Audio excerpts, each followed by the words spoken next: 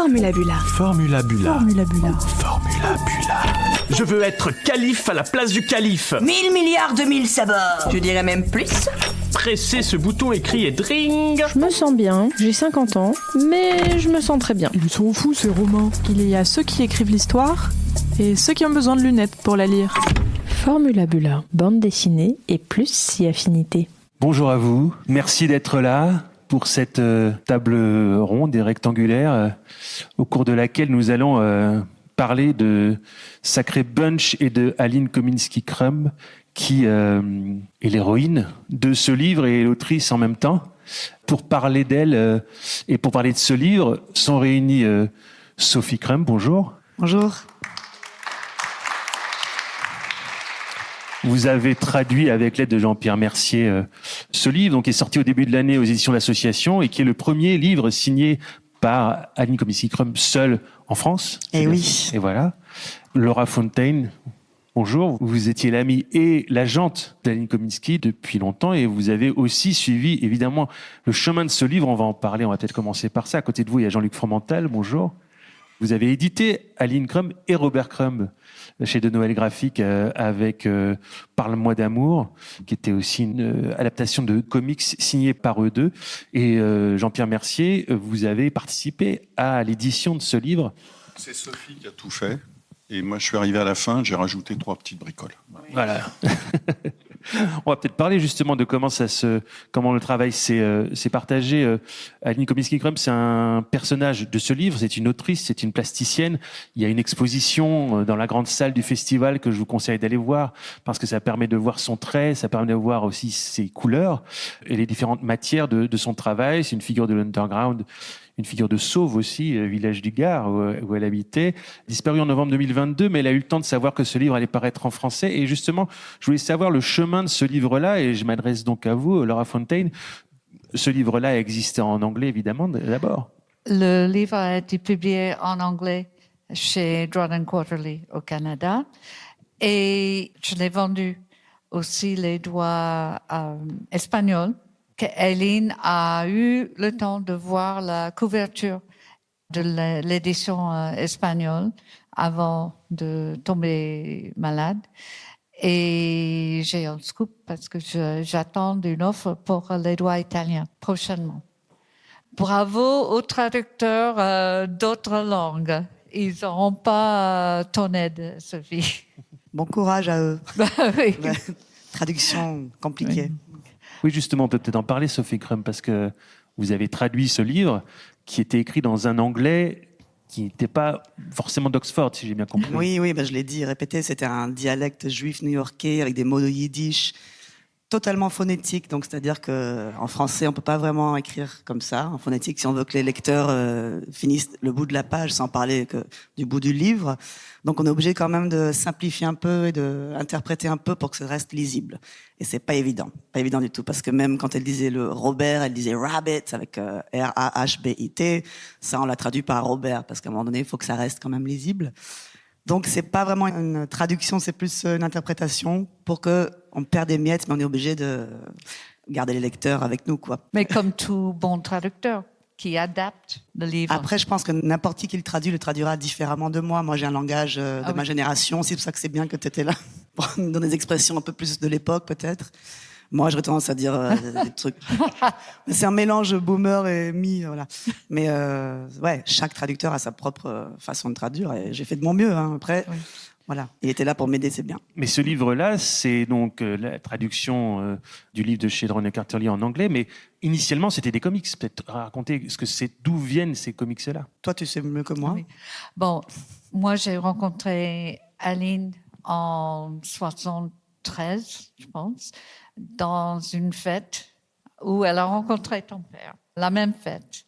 Spain Rodriguez l'a amené parce qu'il disait « Ah, il y a un type qui dessine une fille qui est exactement comme toi, même avec le nom qui est pareil, Honey Bunch Kominsky, et il faut que tu le rencontres. » Pas exactement jailbait, mais très, très bientôt, peut-être. Et... Peut-être raconter ce que ça signifie qu'un personnage dans les bandes dessinées de Robert Crumb oui. ressemblait Honey à Bunch Aline, Kominsky. qui s'appelait et qui avait presque le même nom. Presque. La bunch, ça vient de là. Oui, oui, exactement. Parce que Honey Bunch, la bunch. Honey Bunch, c'est quoi? C'est un diminutif? Oui, oui. C'est rayon de miel, littéralement. Ça veut dire bouquet de miel, honey bunch. Et les amis de Robert l'appelaient honey bunch et elle trouvait que c'était trop cucu. Donc elle a dit, un jour, il y a un mec qui l'a appelé bunch. Elle a dit, voilà, ça c'est mon surnom. Oui. C'est moins mignon. Et bunch, ça veut aussi dire tas, un tas. Donc il y a un côté dénigrant aussi, quoi. Ouais. Oui. Ouais, ça veut dire bande, tas. C'est pas très flatteur. Donc elle a pris honey bunch et c'est devenu ça. Ouais. J'ai une question pour la traductrice, c'est pourquoi un E en français? Pour que ce soit plus prononçable en français. Et puis ça francise le truc, la bunch. Ça aurait plu à Aline. Aline est La devenue bunch. française, vraiment. Elle était américaine, mais... Elle rêvait d'être française. Oui, oui. Mais je pense que dans sa tête, elle est devenue française. Alors vous disiez, vous vouliez raconter Laura Fontaine, donc San Francisco, début des années 70, vous rencontrez Aline Kominsky à cette fête dont vous parliez, pour amener justement cette question des comics. Elle découvre, et vous découvrez aussi, ce monde de l'underground des comics californiens. Elle était déjà peintre, artiste, et elle et moi, Diane Newman, Trina Robbins, plusieurs d'autres femmes, on a créé Women's Comics, parce qu'il y avait plein de comics, mais que des mecs. Et on se disait, c'est pas juste. On a des histoires à nous aussi. Il faut qu'on puisse le raconter. Si vous regardez dans l'intérieur de la premier volume de Women's Comics, il y a un dessin où chacune des artistes s'est dessinée elle-même, faisant le tour je pense que c'était dans le salon de Trina Robbins. Et donc c'est à cette époque-là qu'elle commence à se raconter, puisque c'est ce qu'on voit dans le Et je pense que ce qui a été extrêmement important dans l'envie qu'a eu Aline de faire des bandes dessinées, c'est un auteur qui a été traduit il n'y a pas si longtemps que ça en France, qui est Justin Green, qui est Blinky Brown versus the Holy Virgin Mary, qui est la première bande dessinée. Alors c'est un peu plus compliqué parce que si on monte dans l'histoire, il y en a eu d'autres, mais à l'époque, disons, de l'après-guerre, c'est la première bande dessinée complètement autobiographique, où Justin Green, qui a été élevé dans une ambiance religieuse extrêmement... raconte ses obsessions, ses tocs, ses trucs. Enfin, c'est un livre absolument hilarant et en même temps complètement déchirant, de mon point de vue. Et ça a vraiment tapé dans l'œil, et plus que l'œil, je crois, d'Aline. Et c'est une des choses qui a aussi incité Robert Crumb à faire de l'autobiographie. Ça a été... Ce bouquin qui existe en français, Blinky Brown, c'est absolument, c'est vraiment extrêmement important. Et Aline a toujours dit que c'est de là que ça venait. Que si lui fait ça, je peux le faire aussi. C'était le déclic. Oui. Et moi, mon premier souvenir, c'est de voir les 2 pages qu'elle avait fait dans Arcade, qui s'appelait The Bunch Plays with Herself, qui est dans le livre. Et c'était complètement inouï, ce truc, parce qu'on voit le personnage donc d'Aline, The Bunch, et qui met ses doigts dans son nez, dans ses oreilles, à peu près tous les orifices, et voilà. Et ça s'appelle, elle joue avec son corps, voilà. Et la dernière case, elle fait ça, c'est muet, et la dernière case, c'est mon corps est une source infinie de divertissement. Et c'était complètement inouï, ce truc, avec un dessin qui était, entre guillemets, approximatif, que personnellement je trouve génial. Et on voit ça et on se dit, ah ouais, quand même. Même à l'époque, ça tranchait avec le contenu de tout ce qu'il y avait. Et c'était une époque où on allait très très loin. On va pas parler de Clay Wilson ou de gens comme ça, mais il y avait des auteurs qui allaient très très loin dans l'excès. Et d'emblée, pour moi en tout cas, elle avait fait des trucs avant, mais quand j'ai découvert ça, je me suis dit, ok, il y a quelqu'un. Mais aussi, je pense qu'il y a pas mal de dessinatrices anglophones et autres qui admettent que Aline a beaucoup influencé le développement. Et c'est vrai que quand on lit le livre, il y a une sorte c'est quelque chose de cru, de direct, mais très normal. Il y a une sorte d'évidence. On n'a pas l'impression qu'il y a un désir de choquer. Elle raconte. Ce qui est incroyable, c'est que c'est la première femme à faire ça, et qu'elle avait aucune barrière, aucune frontière, aucun code. Elle a juste totalement authentique, quoi, totalement pionnière, en fait. C'est vraiment la première à faire ça. C'était l'avantage aussi des années 70 que tout le monde se laissait aller. On faisait ce qu'on voulait. Mais elle le faisait avec humour aussi. Jean-Pierre, merci. La différence avec les autres dessinatrices des women's comics, c'est que je vois pas trop d'équivalent en France, mais je pourrais dire que par exemple, Bretéché, a rendu service à beaucoup de dessinatrices en France parce qu'elle a commencé par dessiner un personnage qui s'appelait Cellulite, qui était bête, moche, méchante, envieuse et tout point de vue. Alors que dans les women's comics, il y avait certaines dessinatrices qui étaient quand même dans une certaine forme d'héroïsation du personnage féminin, d'essayer de faire quelque chose, entre guillemets, à l'époque on disait, si tu veux pas faire partie, tu as le choix, tu fais partie du problème ou de la solution. Et être dans la solution, c'est avoir une position un peu militante. Aline, de mon point de vue, c'est un apport extrêmement important. Elle a jamais été là-dedans. C'était toujours se représenter le plus authentiquement. Alors, c'est de l'authenticité un peu masochiste parce qu'elle insistait toujours sur les mauvais côtés. Nous qui l'avons connue, on sait qu'elle était absolument formidable, que c'était une femme intelligente, drôle, sensible, enfin tout ce qu'on veut. Oui, Jean-Luc Fromental. Oui, parce que là, à ce stade-là de la conversation, moi je l'ai connue tard, Aline. Hein, je l'ai découverte en fait dans Weirdo, dans le magazine qu'il faisait avec Art Spiegelman et où elle jouait dans un roman photo hallucinant avec Robert et où elle jouait une femme enceinte trompée. Enfin, c'était monstrueux. C'était du harakiri à l'état pur, quoi. Voilà. Mais ce que je voulais dire sur Aline, c'est qu'il faut pas se tromper. C'est une juive de Brooklyn.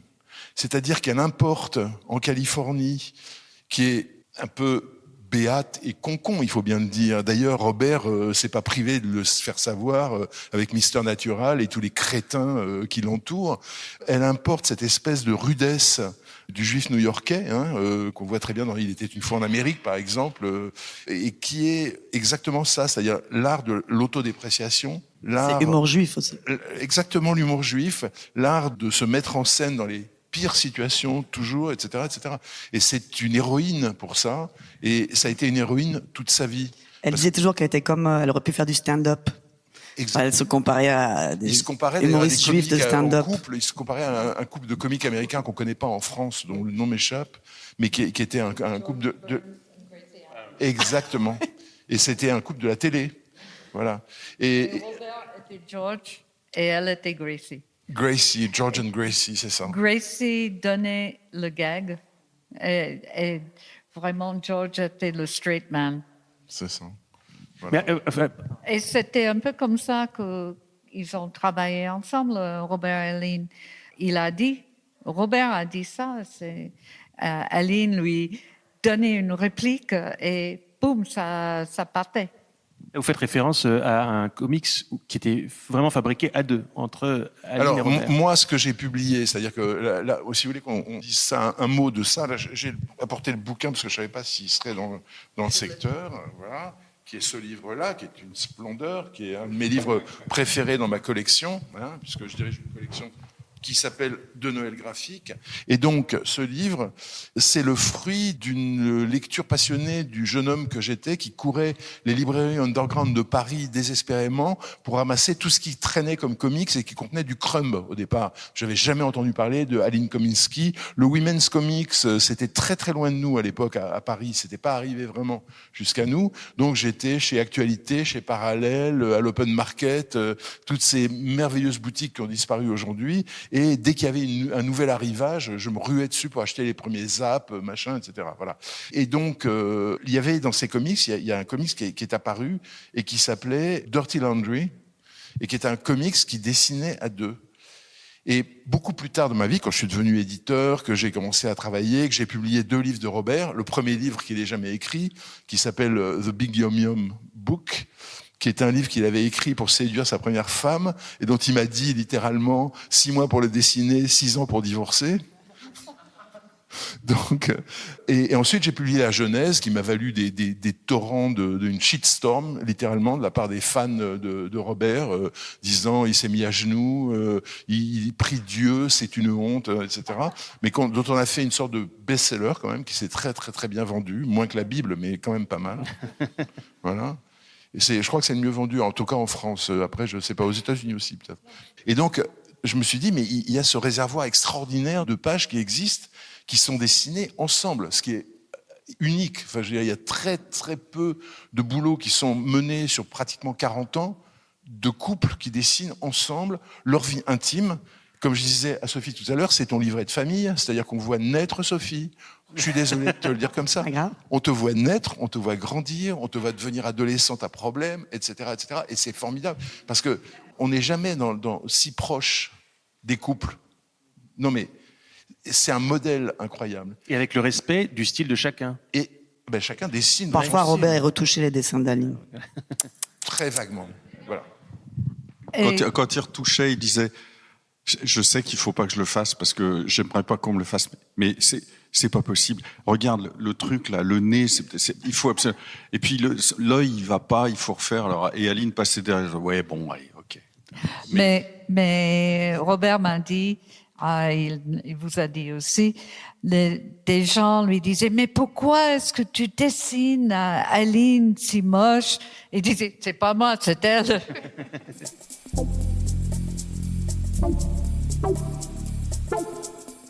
Revenir sur l'idée d'autodépréciation qu'on trouve dans ces pages, dans Sacré Bunch. Plus que d'autodépréciation ou d'autodérision, il y a quand même aussi tout simplement l'expression de souffrance, parce que la dépréciation venait aussi, par exemple, de son propre père.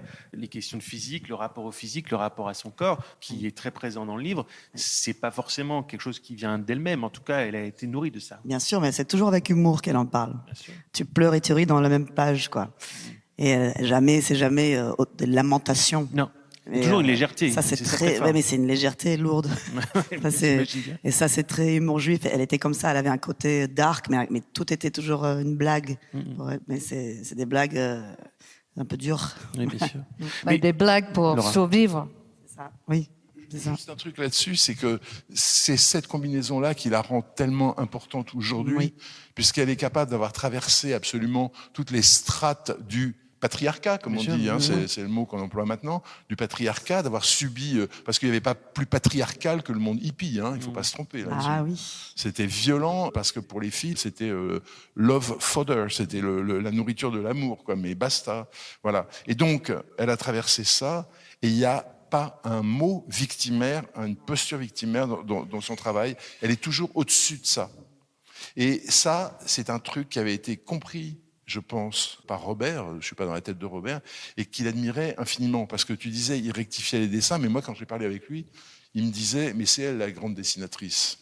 Tout le temps. C'est elle la grande dessinatrice. Et moi, il a fini par me faire voir comme une sorte de Frida Kahlo de la bande dessinée. Voilà.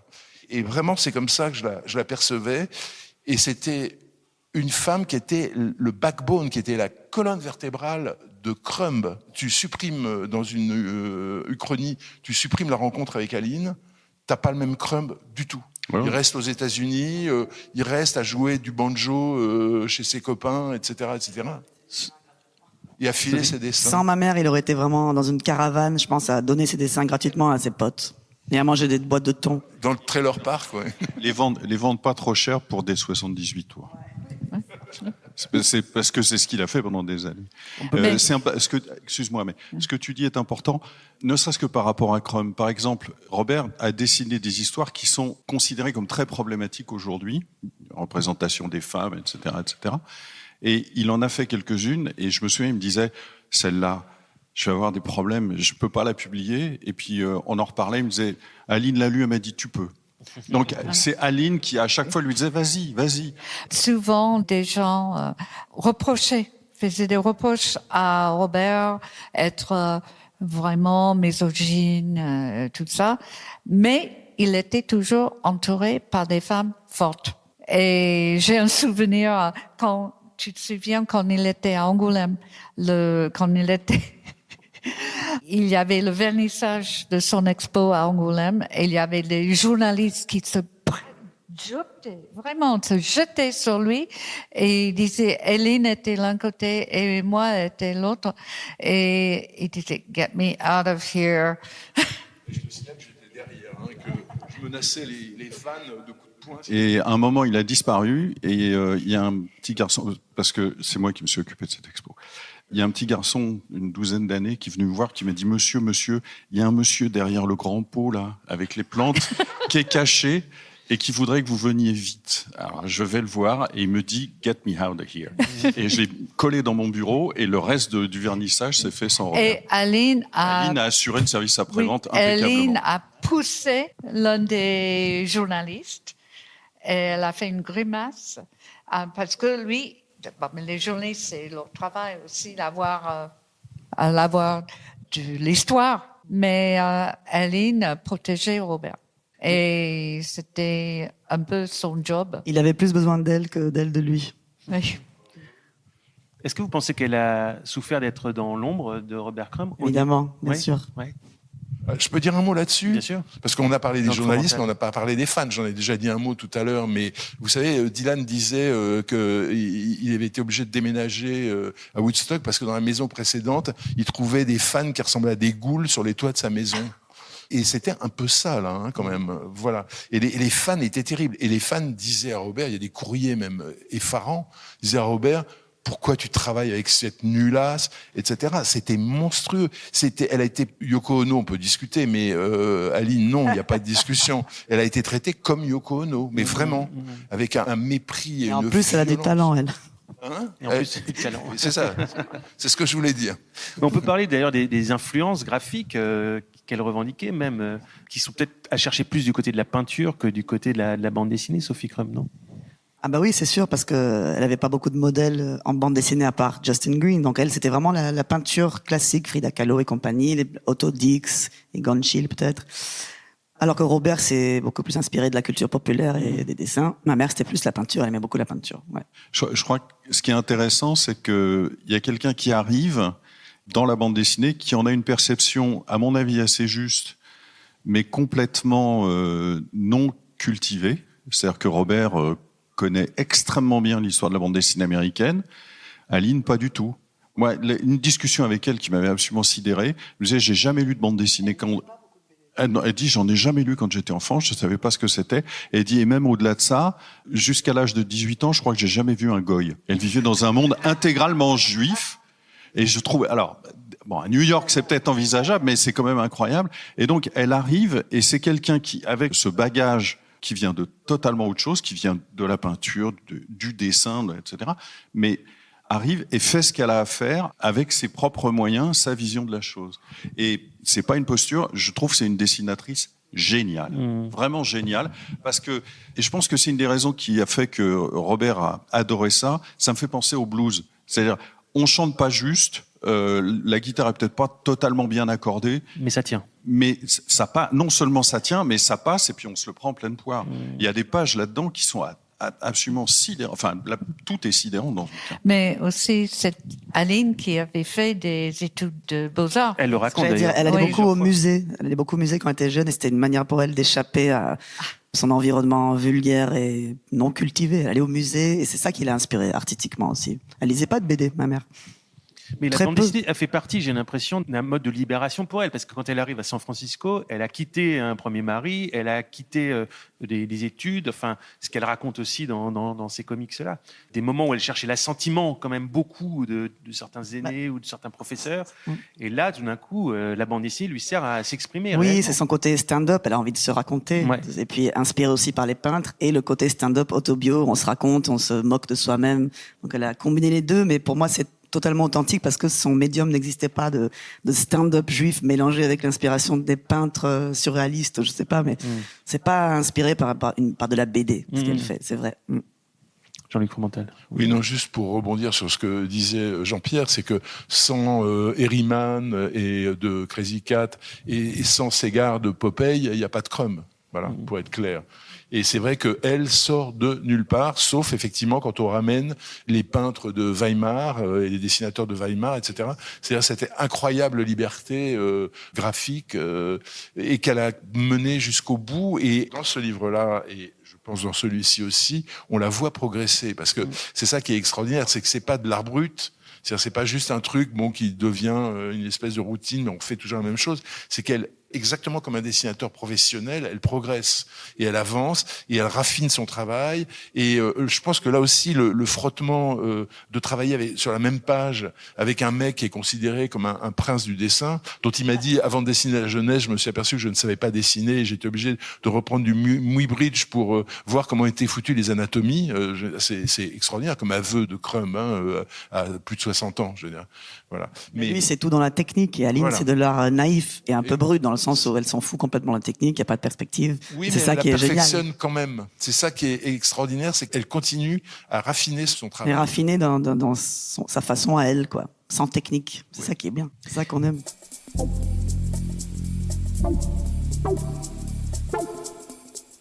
Et le rapport avec la France, est-ce qu'on peut en parler, Laura Fontaine? La première fois que j'ai rencontré, Jean-Pierre, merci. elle m'a dit « I love France, the country of wine and pâté ». Et nous, on s'est rencontrés, Jean-Pierre et moi, et mon mari, en janvier 80. Il nous a fait visiter Paris sous un froid, mais froid de canard. Les fontaines à Luxembourg étaient gelées. C'était très, très beau, mais faisait très, très froid. Et on est revenu plusieurs fois. On est venu pour 1 an en 85. Et Aline nous a aidés. On est venu pour 1 an. Après 6 mois, l'appartement en sous-location. La Tour Maubourg. Ah oui. Non, bien. mais non, c'était avant ça. On était dans le 15e, mais on avait trouvé un appartement à nous. Et Aline était à Paris ce moment-là. Et elle nous a aidés avec notre premier déménagement. Je me souviens, entre le moment où on a rentré toutes les choses avec Aline et d'autres amis, et le moment où on descendait, un concierge avait fait cirer l'escalier. On était au 4e étage. Aline avait comme... je ne sais pas, vous pouvez savoir de ses dessins, elle portait toujours des chaussures impossibles. Elle est tombée à chaque étage parce que c'était tellement glissant. Elle avait des talons comme ça, mais assez clunky, mais quand même Elle ne portait jamais de chaussures plates. Non. Des chaussures comme ça, non. Mais elle avait fantasmé sur la France bien avant, parce que c'est son père, comme elle le raconte dans sa BD, qui est le seul moment de sa vie où il était heureux, c'est quand il était photographe de guerre en France. Et donc il disait à ma mère, ouais, c'est le seul moment de ma vie où j'étais heureux, c'est quand j'étais en France. Donc elle avait fantasmé déjà sur la France depuis toute petite. Mais Elle romançait, elle fantasmait, elle avait une espèce de rêve de la France, ma mère. Mais vous venez très souvent quand toi tu étais toute petite et vous êtes resté 3 mois, je pense, rue de la Tour Maubourg. Et ensuite 6 mois, je crois, 6 mois. Et ensuite, Aline venait très souvent nous garder notre appartement en été, quand on n'était pas là. Et c'était quoi, en 81, il y avait le tremblement de terre à San Francisco. Non, ça c'était en 90, un truc comme ça. 89. 90. Et je me souviens, Aline avait été en France. Elle a mis un temps fou pour rentrer à San Francisco et Robert m'a dit que la première chose qu'elle lui a dit, we're moving to France. Et Robert a dit, mais comment je vais faire pour emballer tous mes disques, là? Et aussi, il lui disait que... Il les a emballés, lui tout seul, un par un, oui. pour être bien sûr qu'il n'y ait pas de problème. Il ne voulait pas déléguer ça. Oui. Et quand ils sont arrivés, Aline avait évidemment coordonné, organisé tout ça. Et Robert me dit, il n'y a pas un seul 78 tours cassé. C'était c'était le top du top. Ouais. Moi, je l'avais rencontré en 90, quelque chose comme ça, à Paris. Et c'est là où on a passé une soirée à discuter. Et c'est là où elle m'a dit, voilà, j'adore la France, c'est le pays du vin et du pâté. Mais en fait, ce qui s'est passé, et Robert l'a dit après, c'était aussi l'époque où il y avait le film de Terry Zwigoff sur Crown, qui est sorti en 95. Je me souviens plus. 2 ou 3, oui. Et ils ont déménagé en France juste avant la sortie du film. Pour se cacher. Mais en fait, c'était une pure coïncidence. Mais Robert m'a dit, elle a un 6e sens parce que même avec le décalage horaire, dans le village où ils étaient, à 4 heures du matin, le téléphone sonnait, il y avait des Américains complètement allumés qui disaient « ce film a changé ma vie », etc., etc.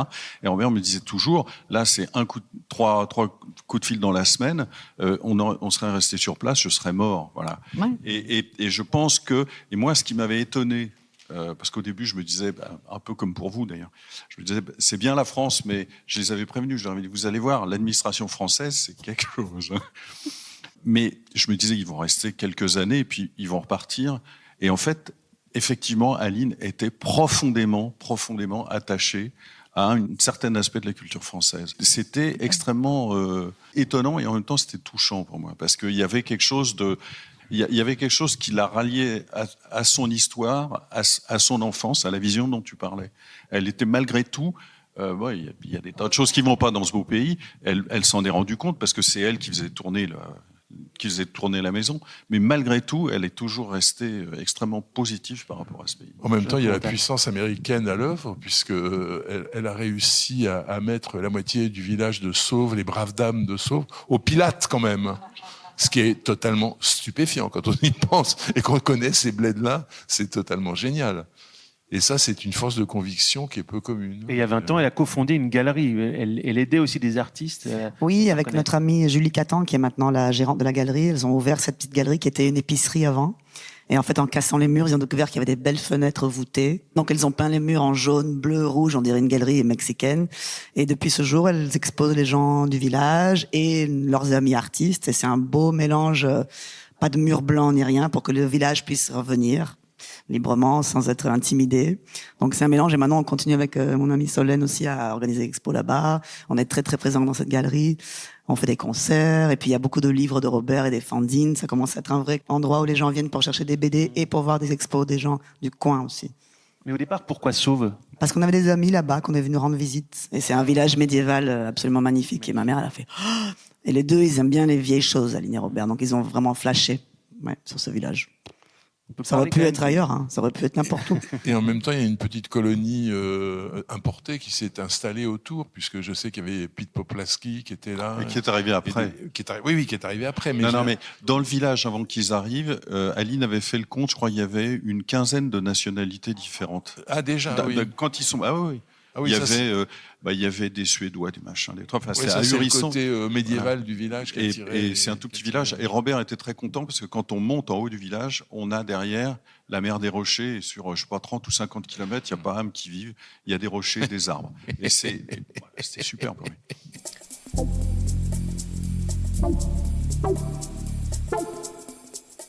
On comprend qu'il y a dans la figure d'Aline Kominsky-Crumb à la fois de l'énergie, de l'obstination, de la fantaisie qu'on retrouve à l'intérieur de ces comics, encore une fois, qui sont dans Sacré Bunch, qui sont un peu plus à la fois intimes et en même temps naturels, parfois durs, mais voilà, dont on poursuit la lecture sans s'arrêter. Et il y a de quoi lire dans ce livre-là.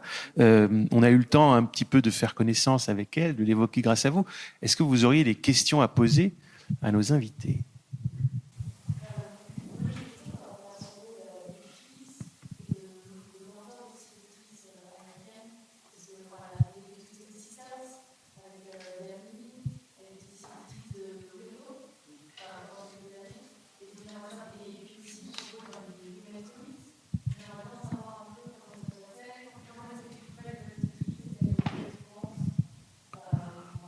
Son travail d'éditrice, de mentor, Women's Comics. Laura a parlé de Women's Comics tout à l'heure. Je ne pense pas que ce soit mentir que de dire qu'il y a eu des clashs quand même à l'intérieur du groupe. Oui, il y a eu une scission. Vraiment. Il y avait Aline et Diane Newman qui mériterait d'être traduite en français. Exactement. Aussi, au passage. Moi aussi. Et qui étaient deux outsiders, deux New-Yorkaises, deux Juives de New York, et qui dessinaient les femmes un peu moches. Je vous ai envoyé une photo de Diane et Bill Griffith avec leur déguisement de Halloween, Didi Glitz. Qui était le personnage de Diane. Qui était le personnage de Diane. Et Hélène et Diane étaient un peu Je pense qu'elle, quelque sorte, menaçait certaines d'autres des dessinatrices et qui étaient peut-être jalouses, qui disaient « Ah, mais sont des camp followers », c'était C'est le côté politiquement incorrect aussi. Pour certaines féministes, c'est pas bon ça. C'est ce que je voulais dire tout à l'heure, c'est-à-dire qu'effectivement, on n'est pas dans l'héroïsation, on n'est pas dans l'exaltation de la cause féministe, on est des femmes qui se racontent pour ce qu'elles sont, avec leur, entre guillemets, tous les côtés, c'est pas la question de bon ou mauvais, mais de mettre les choses sur la table exactement comme elles sont. Effectivement, ça n'a pas plu. Alors, l'une des autres femmes qui était un peu comme elle était Lee Mars et Doris Day. La bad girl dans l'histoire. Je n'allais rien dire, mais tu as raison. Ce qui est important, c'est un point très important. De la même façon que Aline, quand il s'agissait d'organiser un voyage, c'est tout. En tout cas pour les Crumbs, ça je l'ai vu, c'est elle qui s'occupait de tout. Et pour l'édition, c'était comme ça.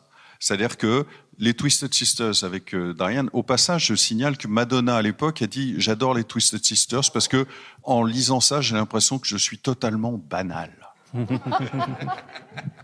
Et oui. Et ça avait été mis par l'éditeur sur j'avais trouvé ça génial. Et donc, elles font les Twisted Sisters. Robert, à peu près en même temps que Spiegelman lance Row, lui décide de faire Weirdo. Au bout de 9 numéros, il se fatigue. Et Aline dit, bon, on va mettre Peter Bagg, qui est donc un des dessinateurs qui prend le relais, qui lui-même à son tour fait 9 numéros et lâche le coup. Et à un moment, Aline dit, bon, je vais y aller. Et ce qu'elle a fait de la revue était extrêmement intéressant. Et au passage, parce qu'elle a été Grand Prix de la ville d'Angoulême, Julie Doucet a été publiée dans Weirdo d'abord. Enfin, elle faisait ses propres comics, mais la première fois qu'elle a été publiée à l'extérieur. Et pour avoir participé d'assez près au dernier numéro, le numéro Verdo, c'est de ma faute. Parce que je leur avais dit Weirdo en français, si on le prononce comme ça fait Verdo. Et Robert me dit, c'est complètement con. Et puis en fait, à l'époque, il n'y avait pas Internet, mais il m'envoie une photocopie de la couverture et c'était effectivement un verre d'eau. Alors on voit pas ce qui se passe, on va pas dire ce qui se passe derrière le verre d'eau, mais pour l'avoir vu travailler sur la sélection de tout ce qu'il y a dans la revue, c'était remarquable. Parce qu'elle a reçu plein de choses et elle me disait ça c'est bien, ça c'est bien, ça c'est bien. Et l'œil était impeccable. Elle a fait découvrir certains qui sont devenus plus des stars eux-mêmes. Sophie, comme sur son regard justement d'éditrice, de rédactrice. Je sais pas, moi j'étais enfant à l'époque, donc j'ai rien à dire sur ça. Mais je pense qu'elle avait des très bons goûts, très pointus, et elle choisissait ce qui était moins politiquement correct et plus drôle. Et sur le dernier numéro, le 27, en fait, elle choisissait, puis elle montrait à Robert, qui disait yes. Ils étaient d'accord sur tout, sauf un seul dessinateur, je dirais pas lequel. Et Aline a dit non, c'est moi qui décide. Et pof, elle l'a mis. On peut dire le nom peut-être. Hein. Edmond Baudouin. Robert disait je comprends pas bien tout ça. Aline a dit non, c'est très très bien, on le met. Voilà. Et c'est vraiment une force, de ce point de vue, une force qui n'arrêtait jamais, quoi. Et je pense qu'il y a un moment où elle a décidé que quand ils ont fait les premiers recueils, Drawn and Quarterly et tout ça, enfin, avant, il y avait eu des bouquins qui étaient sortis, qui s'étaient vendus à des quantités absolument dérisoires aux États-Unis. Et elle a dit, bon, ok, je ne vais pas insister, j'ai encore des choses à dire, mais on va passer à autre chose. Et c'est le moment où, effectivement, oui. Elle a continué à travailler avec Robert, mais pour son travail personnel, c'était...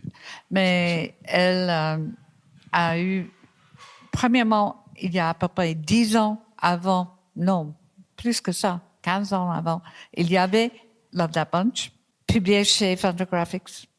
L'édition de Drawn and Quarterly, c'est beaucoup plus complète et plus étoffée. Est-ce que vous avez d'autres questions à poser sur la figure d'Aline Kominsky? Je vais en poser une à Sophie. Tu peux nous dire un mot des hôtels d'Aline?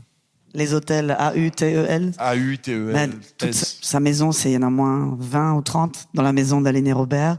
Ma mère, elle aimait bien tout ce qui était iconographie. Des vierges, des trucs indiens, des trucs d'encens, des mauvais œils, des mains de Fatima, tout ça, elle chargeait. Donc elle faisait des hôtels partout et leur maison à Sauve, c'est plein de petites pièces avec des petits recoins, des petites fenêtres, des petits rebords, donc plein d'endroits possibles pour faire des hôtels. Je peux raconter la fois où elle était partie à Lourdes pour visiter et elle est revenue avec des trucs mais qui étaient inouïs et elle était rayonnante de bonheur et elle en a foutu partout. Elle avait trouvé une Vierge Marie qui était en style très moderne, c'est-à-dire c'était juste un profil, il y avait les yeux et ça la rendait mais folle de joie. Elle disait regarde, c'est comme Mona Lisa, où que tu sois dans la pièce, elle te regarde. Et elle l'avait posé, et on avait fait le tour, et ça marchait, le regard suivait. Mais c'était des trucs, c'était pas le problème du kitsch, c'était que ça correspondait. C'est un truc que je trouve admirable, c'est elle arrivait à prendre des trucs de l'extérieur et à se les approprier complètement, et elle les organisait de telle façon. Et la dernière période de sa vie, c'était ça, c'était prendre des bouts d'objets, des poupées, des machins, des trucs, et de les installer, et que ça devienne effectivement son monde à elle, quoi. Mais aussi, sa façon de s'habiller était... Elle était elle-même un hôtel. oui, exactement. Moi, on a compté combien de villes différentes du monde dans lesquelles j'ai fait du shopping avec Aileen, qui était une expérience vraiment très éducative, et au moins une dizaine sur Elle au aimait moins bien 3 tout ce continents. qui était cheap et pas cher. Elle avait Oui. aucun truc de luxe, quoi. Mais je pense qu'elle avait l'angoisse du vide, tu vois. Donc chaque recoin, il fallait mettre des trucs en plastique, des trucs qui brillent, des trucs. Ça la calmait, C'était un toc un peu. Je pense que le vide, elle ne supportait pas. Mais ta grand-mère disait vraiment la crime essentielle, c'est payer le prix demandé. Ça, c'était Blabette. Oui, Blabette. Bah, c'est vrai que ma mère, elle a vécu, quand elle était petite aussi, la maison de ses grands-parents. Elle en parle dans ses BD, qui était plein de vieilles choses, années 20-30, des petits bibelots, et que ses parents, elle, voulaient que tout soit moderne, minimaliste, années 50, et ça l'a traumatisé visuellement, ça. Donc je pense qu'elle essaie de recréer truc un peu inspiré par Frida Kahlo et le Mexique, donc côté kitsch, côté hôtel et Memento Mori, plus le côté Inde, les trucs qui brillent, tout ça, plus les vierges. Il y avait au moins, 100 vierges chez elle. Donc tout ça, une accumulation, ça l'a calmé, ça l'a rassuré. C'est marrant parce que un des facteurs, moi, qui me fascine dans l'underground américain, c'est le fait que tous ces mecs étaient en réalité référés au Jazz Age, en fait. Quand tu connais Kim Deitch et des gens comme ça, c'est tous des gens qui se réfèrent aux années blues pour Robert. Traumatisés par les années 10, les années 50. Les années 10, les années 20. Qu'ils ont haï les années 50 et l'Amérique streamlinée, le cauchemar climatisé, comme disait machin. C'est exactement ça, je pense. Machin, Henry Miller. Et il y avait ça qui les rapprochait, parce que je pense qu'il y avait cette référence à un passé beaucoup plus lointain, de la même manière que nous, notre underground à nous, Harakiri était référé au surréaliste, en fait, complètement. Et les choses étaient plus décoratives, quoi. Voilà, froid, où il y avait cette espèce de bric-à-brac de choses. Elle en parle beaucoup dans sa BD de ça. Voilà. Mais la question que je voulais te poser aussi, c'est est-ce que ça pointe pas aussi à une dimension, sans employer de grands mots, mystique ou métaphysique, que j'ai retrouvée chez Robert au moment où on a sorti la Genèse, puisqu'une des questions qui revenait sans arrêt, c'est « Mais vous êtes devenu croyant ?» Et il disait « Non, je suis agnostique. » Et l'agnostisme, contrairement à ce qu'on pense, c'est pas l'athéisme. Non. C'est pas la réfutation de Dieu, c'est le fait d'être quelqu'un qui demande des preuves de l'existence de Dieu, mais qui réfute pas a priori l'existence de Dieu. Et donc, je me demande s'il n'y avait pas cette espèce de chose, alors peut-être que toi tu l'as senti. Si, justement. Complètement, si. Puis je pense qu'elle se recueillait quand même devant ses hôtels, peut-être pas devant chaque hôtel, mais elle a une grande statue bouddhiste chez elle où elle priait, elle est quand même spirituelle. Ma mère, elle a pioché un peu dans toutes les cultures, et plus il y avait de couleurs et de strass, plus ça lui faisait connecter avec l'au-delà. Il fallait pas que ce soit une religion minimaliste et froide, quoi. Ouais. Je pense que le mot que tu as dit, couleur, c'est Aileen. Vraiment. She comes in color everywhere. Mais oui. Mais je pense que son rapport à Dieu, c'était un rapport aussi assez, je veux pas dire brutal, mais c'était comme le reste, quoi. Discuter de ça avec elle, c'était, il y a un côté, alors là pour le coup, pour moi vraiment très juif, c'est ok, Dieu, qu'est-ce que t'as fait, quoi. Enfin, on est là, on te prie, et toi en retour, qu'est-ce que tu nous donnes? Et les rares fois on parlait de ça, parce que c'était quand même ça. C'était il y avait ce côté comme ça. Il a intérêt à avoir une bonne excuse, comme disait Woody Allen, quoi. Dans une des planches de BD, elle est dans l'avion et je crois qu'elle va à Israël ou un truc comme ça pour un festival de BD ou je sais plus. Et l'avion est rempli de juifs et il y a des turbulences. Et elle dit bon, si on se crache, ce serait pas très grave pour l'humanité. Ce côté spirituel. Vous décrivez quelqu'un de rayonnant. Est-ce qu'elle a manqué de reconnaissance, d'après vous? Bien sûr, évidemment, bien sûr. Alors, parce que c'est la femme de Robert, mais parce que c'est une femme aussi. Et quand tu es une femme, tu dois gérer les enfants, le collège, les courses. On va en parler demain. La cuisine, parce que Robert est particulièrement nul en partage des tâches aussi. Donc, Ils avaient un deal, elle faisait la cuisine, il faisait la vaisselle. D'accord, super, bravo, merci. Non, mais Robert, il ne sait pas conduire. Bon, voilà, elle a tout fait. Donc, quand elle trouvait un petit peu de temps pour dessiner, elle a quand même réussi à faire beaucoup de choses avec ces petits bouts de temps. Il faudra faire une étude sur les auteurs de bande dessinée qui ne savent ni conduire, qui sont nuls sur la comptabilité, etc., et qui ont des femmes qui sont secrétaires, chauffeurs, coloristes, etc., et qui font tout. Mais il y en a plein. Mais Laura sauf Fontaine, vous qui avez, Aline disait suivi les que livres de- je suis pas un money Jew. Vraiment, elle était pas la meilleure pour négocier. Et quand tu disais que c'était elle qui organisait le voyage, etc. Mais quand on voyageait avec pour les salons, c'était moi. Mais c'est vous. C'est la raison pour laquelle qu'ils ont beaucoup d'artistes, ils ont des agents parce que ils sont incapables de s'organiser. Bah oui. Tu te souviens quand pas ils tout sont faire. allés, on est allé au Brésil et je reçois un appel de Robert disant on n'y va pas. On était invités, on n'y va pas parce que il fallait avoir un visa, le visa pour aller au Brésil et l'ambassade brésilienne a recevé les gens à 9h et laissait entrer une trentaine de personnes. Aline était numéro 31, 32 et elle devait partir le lendemain. Donc, Robert m'appelle, disait, on va pas. Et heureusement, j'avais un contact à l'ambassade où j'ai pu aller avec le passeport et I walked it through pour eux. Merci. Mais sinon, il ne serait pas allé. Mais je pense aussi qu'elle manquait de reconnaissance parce que son travail était un peu compliqué à lire. C'est un peu brutal, un peu violent. Ça frotte pas mal certaines personnes dans le mauvais sens. C'est pas accessible à tout le monde dans le sens où c'est très chargé, trash, violent. Donc c'est moins accessible que les BD de Robert, par exemple, qui sont quand même pour tout le monde, quoi. Enfin, presque tout le monde. Donc déjà ça. Deuxièmement, c'est une femme. Et troisièmement, c'était la femme de Robert. Donc évidemment qu'elle a manqué de reconnaissance. Elle le dit, je crois, dans une planche. Elle dit est-ce qu'on se souviendra de mes dessins à un moment donné? Ouais, ça c'est les genres de planches qui, quand tu les traduis. J'imagine. Ouais. Elle avait fait, il y a un journal sur la bande dessinée aux États-Unis qui s'appelle The Comic Journal, et ils avaient fait une interview avec elle, et sur la couverture, elle s'était représentée comme Aline, et elle avait, en anglais on dit The Golden Goose, je crois, et en français on dit la poule aux œufs d'or, donc elle avait Robert sous la forme d'une oie, et elle traversait comme ça l'Atlantique pour aller en France, et elle dit quelque chose du genre « ils vont tous me détester ». Et dans l'interview, elle parle de ça. Elle dit effectivement « je suis vue », alors on parlait d'Yoko Ono tout à l'heure, mais il y a des gens aux États-Unis qui lui en ont voulu longtemps parce qu'elle avait emporté le grand héros américain, le grand auteur américain ailleurs. Dans le dessin que tu décris, il y a des Américains sur le continent américain qui disent You can go, but leave the goose. Oui, c'est ça. Laissez-le. Et le goose, il a des lunettes et un chapeau. C'est ça. Bon, voilà. Oui, ils étaient méchants avec ma mère, les fans de Robert. exemple. C'était con, très con. On tourne dans la cuisine, machin, c'était horrible pour elle. On parle de Yoko Ono, mais il y a une obsession qu'on voit à travers plusieurs épisodes de Secret Bunch. C'est George Harrison. Il y avait, elle était fan de George Harrison. Elle était amoureuse de George Harrison et il l'a Et Robert rejeté. détestait les Beatles. Ouais.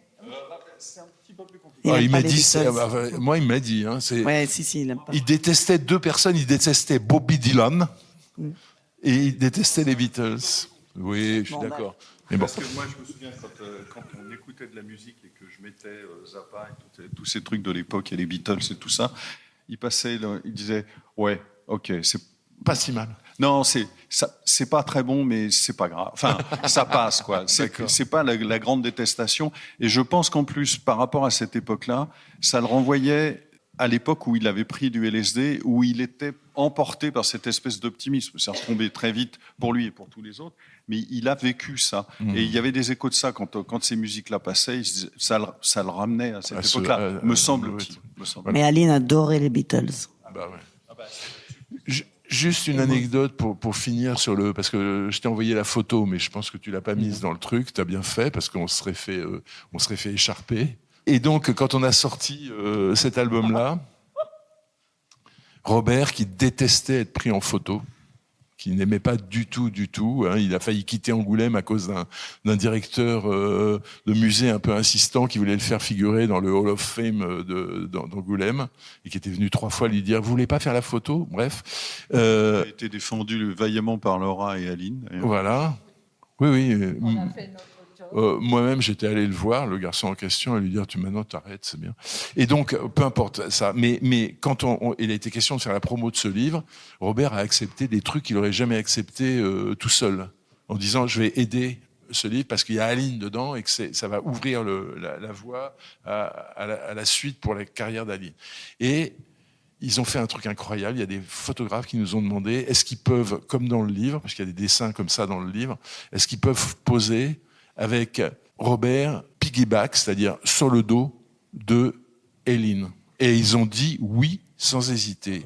Et j'ai le souvenir dans la cour des éditions de Noël, ravissante cour de la rue du Cherche-Midi, de photographes de Vogue, du Figaro Madame et de Elle, en train de shooter pendant 10 minutes ce grand gaillard monté sur le dos de son épouse qui vaillamment l'a tenu. Il est grand, mais ça. il pèse rien.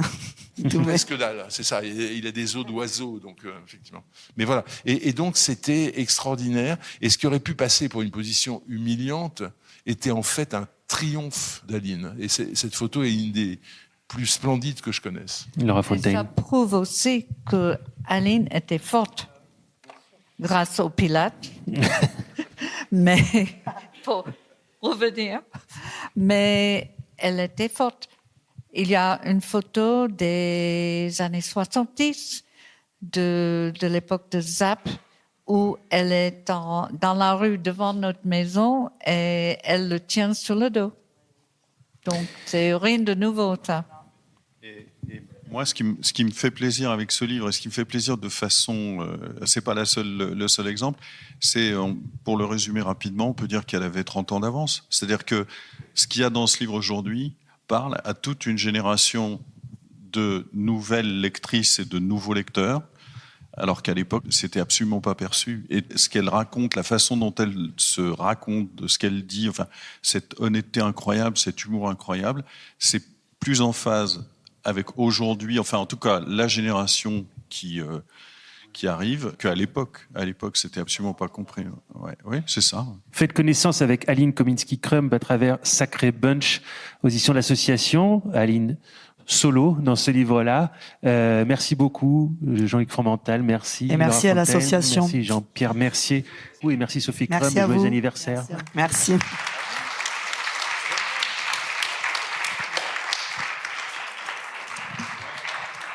J'ai rêvé d'Aline cette nuit. Et j'ai rêvé qu'elle était là au festival en train de lire un discours de remerciement. Et c'est mon anniversaire aujourd'hui. Donc Aline m'est venue en rêve cette nuit. Bon, merci.